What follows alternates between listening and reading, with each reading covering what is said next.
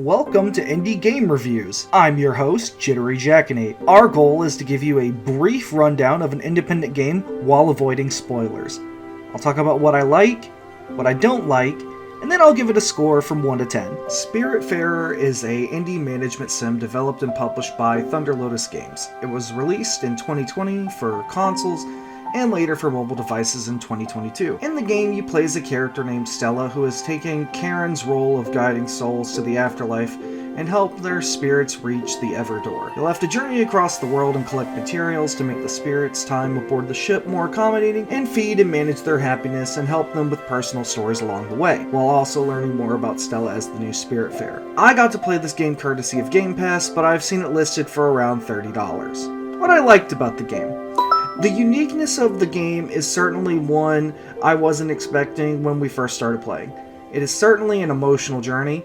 It is literally about coming to terms with dying and the empathy that comes with that for the characters that you meet. The art style and soundtrack help illustrate the almost peaceful nature of the game with that process. And despite the idea of managing the souls of others, you are going to find yourself having a very relaxing time with it. The game has a lot to do, but you don't feel like you're in a rush. This is the kind of game I would want to play when I have nothing to do and don't want to go anywhere.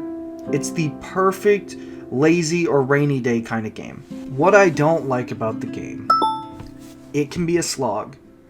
Typically, management sim games aren't really my thing, but the unique atmosphere of this game helps combat that. The early stages of the game really feel like you're not accomplishing anything though. There's an awful lot of backtracking and grinding for resources early on that can be a lot to get through. So much so that we actually put the game down.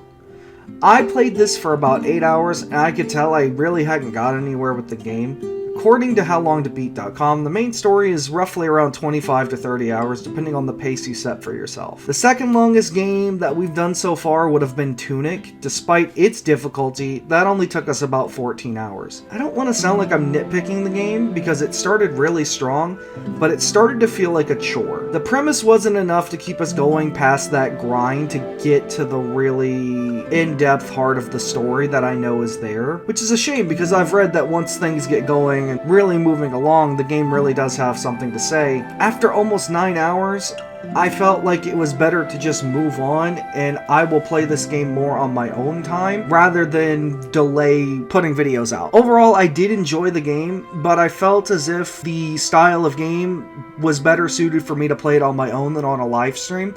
From what I have played of this game, I would give it an 8 out of 10.